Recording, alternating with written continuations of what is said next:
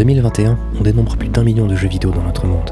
En fouillant dans cette jungle, on trouve de véritables chefs-d'œuvre, et comme un bon film, on souhaite le partager, inviter ses proches à s'y intéresser et espérer qu'ils vivent une expérience similaire à la nôtre. Grâce aux jeux en ligne, et notamment aux titres coopératifs, il est désormais possible de vivre cette expérience au même moment, de collaborer et ainsi créer un souvenir partagé par une connexion humaine. La réalité virtuelle, par son intérêt prononcé pour le gaming, s'est également penchée sur ces jeux connectés. Des expériences communes passionnantes sont d'ores et déjà disponibles pour votre médium favori, qui profite pleinement de cette technologie pour nous offrir des œuvres plus mémorables que sur tout autre support. Mais pour cela, il faut savoir où plonger. Salut, c'est Isocel et aujourd'hui, on va parler des campagnes coop en réalité virtuelle. Commençons par une définition. Une campagne, dans les jeux vidéo, est un mode de jeu où le joueur doit effectuer une succession de missions reliées entre elles et qui se débloquent les unes après les autres. Elles suivent généralement, mais pas forcément, une trame narrative. Les jeux vidéo coopératifs avec un mode campagne sont ainsi des titres qui permettent à plusieurs joueurs de travailler en équipe pour progresser dans une aventure, ce qui les distingue des autres œuvres multijoueurs qui va plutôt les opposer, tout en mettant le scénario de côté. Apparu dans les années 70 avec Punk Double, de nombreux genres se sont vus implémentés dans le mode coop, comme les shooters, les RPG, les sandbox, les jeux de sport, les hack and slash, les RTS et les MMORPG. J'ai déjà réalisé des vidéos parlant des titres crossplay et des œuvres asymétriques. Cette fois-ci, on va parler de titres qui nécessitent obligatoirement un casque VR. Pour cette vidéo, je voulais te parler de multijoueurs, mais plus particulièrement des jeux qui proposent un mode campagne et pas que du simple versus. Et je vais te dire pourquoi. Jouer en coopération, ça nous apprend l'empathie, se mettre à la place d'autrui et comprendre sa situation afin de mieux avancer ensemble. De nombreuses sessions de jeux en coop vont même renforcer les liens créés avec notre coéquipier, par notre communication constante avec celui-ci, mais aussi et surtout par le partage d'une aventure mémorable offerte par les jeux actuels. Des études ont montré qu'entre un jeu solo, multijoueur ou en coopération, c'est ce dernier qui a le meilleur effet sur notre comportement social. Il est tout simplement en mesure de diminuer notre niveau d'agressivité générale, tout en améliorant nos capacités de travail en équipe et de confiance à autrui. Je parle d'études, mais il suffit de constater le comportement de certains joueurs sur des jeux en versus en ligne pour constater l'effet négatif qu'ils peuvent créer. Jouer en coopération, c'est également se focaliser sur la communication avec son coéquipier plutôt que sur la frustration que peut créer un jeu. C'est être capable de prendre du recul et de ne pas penser qu'à sa façon de jouer, mais à lever les yeux, observer et vivre une expérience partagée. Et c'est pour toutes ces raisons que je tenais à mettre ces titres en avant. Pour mieux se repérer et savoir vers quoi on souhaite se diriger, il faut parler du choix du design de coop de ces jeux. J'ai remarqué qu'on peut les diviser en 4 catégories, qui s'appliquent tout aussi bien en VR que sur Pancake. On a tout d'abord le design en point de contrôle, où chaque joueur peut jouer dans son coin jusqu'à ce qu'ils atteignent un obstacle les obligeant à se remettre côte à côte. C'est sans doute le design le plus connu, mais de loin pas le plus coopératif au vu de l'absence de proximité entre les personnages virtuels. Ensuite, on a le design de type confort, où le titre est si compliqué à terminer tout seul que la coopération est de mise pour le confort de toute la team. En troisième design, on a la classe de personnage. Ici, chaque joueur a un arsenal unique et est ainsi obligé de jouer son rôle pour que l'équipe puisse terminer l'expérience. Enfin, on a une variante du troisième design que j'appellerais le job, où nos persos ont cette fois-ci un arsenal identique, mais où chacun va décider par soi-même de se créer et se spécialiser dans un rôle afin d'accomplir la mission avec succès. C'est personnellement le type de design que je préfère. Pour revenir complètement à la VR, on va maintenant passer à une petite sélection, qui va illustrer différents genres de jeux proposant une campagne en coopération de bonne qualité.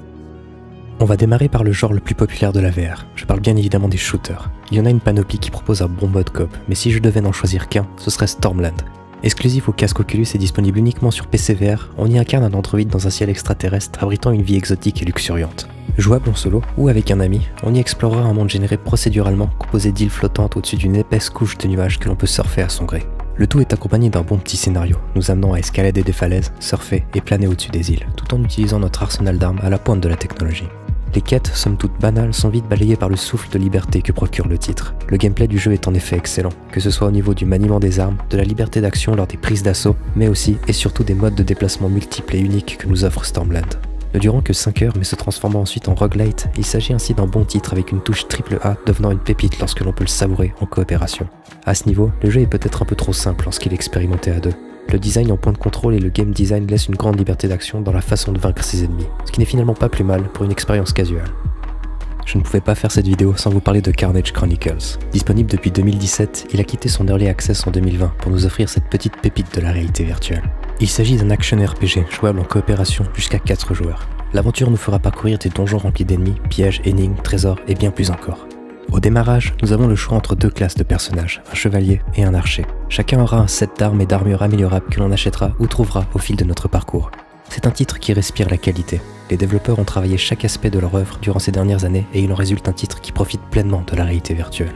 Il conviendra à tous par ses multiples options de locomotion, une campagne frôlant les 10 heures de jeu, des environnements travaillés, une bonne difficulté avec une IA notamment capable d'esquiver vos flèches et parer vos coups, des loots aléatoires, mais surtout un bon mode multijoueur.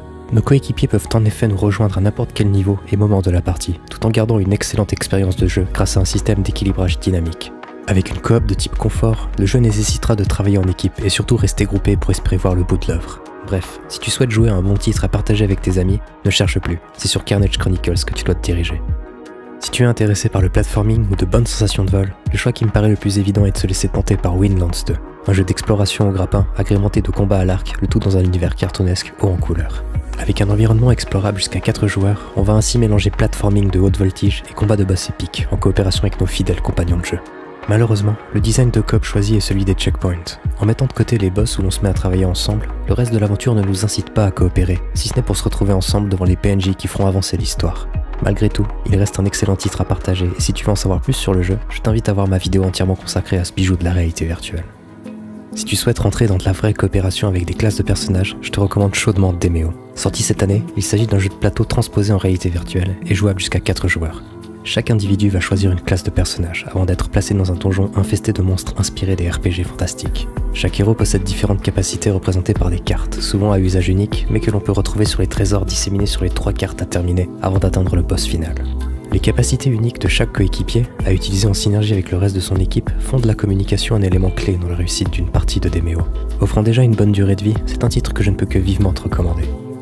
Je ne suis pas friand des jeux d'horreur, mais dans ce genre, je pense qu'on peut facilement recommander Phasmophobia, un jeu d'horreur psychologique coopératif en ligne jusqu'à 4 joueurs.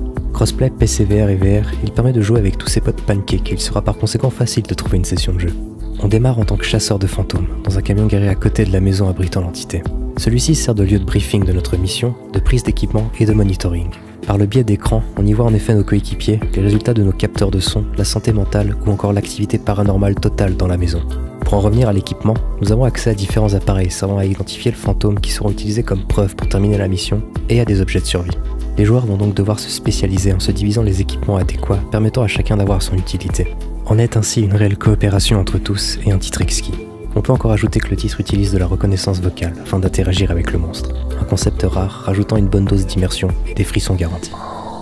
On va terminer avec les jeux de gestion avec Iron Wolf VR, un jeu de sous-marin à l'échelle de notre pièce entièrement jouable en coopération jusqu'à 4 joueurs. Sorti il y a 4 ans déjà, je ne l'ai découvert que récemment et il m'a entièrement convaincu en correspondant au design des jeux en coop que je préfère. Pour réussir, il va falloir lancer des torpilles, utiliser les armes anti-aériennes, éviter les mines sous-marines, gérer la répartition d'énergie sur ces différents modules et réparer la coque en même temps. Les joueurs vont ainsi automatiquement s'attribuer des rôles en fonction de leurs préférences, et la communication deviendra rapidement l'élément clé dans la réussite des différentes missions proposées par l'œuvre. Le titre a l'air de nous submerger d'informations à premier abord, mais de bons tutoriels sont proposés, et un fort sentiment de satisfaction s'installe lorsqu'on commence à comprendre et gérer son vaisseau. Autre aspect fort intéressant, la zone jouable du sous-marin est divisée en différentes pièces qui font la taille d'un espace de jeu standard. On n'a donc pas besoin d'utiliser les joysticks pour se déplacer, contribuant fortement à l'immersion du titre et le rendant des plus mémorables. Voilà pour cette petite sélection qui, je l'espère, saura te convaincre du potentiel de la coopération dans les mondes virtuels. En jouant récemment à ces titres, j'ai constaté que partager un espace VR avec un autre utilisateur est une expérience d'un tout autre niveau que nos meetings virtuels que l'on connaît si bien. Notre cerveau va observer et traduire notre langage corporel, améliorant notre communication, mais créant également un sentiment de présence, renforçant le sentiment d'une réelle interaction sociale. Étant bloqué chez soi, on se rend compte que la VR est un moyen remarquable de lutter contre les effets de la solitude et l'isolement. À portée de main, nous avons accès à une panoplie de titres de qualité, permettant de recréer ces connexions humaines essentielles à notre bien-être, certes dans des expériences déconnectées du monde réel, mais où les interactions humaines sont au centre de l'œuvre. Avec son catalogue de petites pépites, la réalité virtuelle n'a pas à rougir face aux autres médiums. Ce n'est peut-être pas celui qui possède le plus de jeux, le plus accessible ou le plus populaire, mais il se montre déjà capable de prendre les devants sur l'un des intérêts fondamentaux du jeu vidéo, nous rapprocher.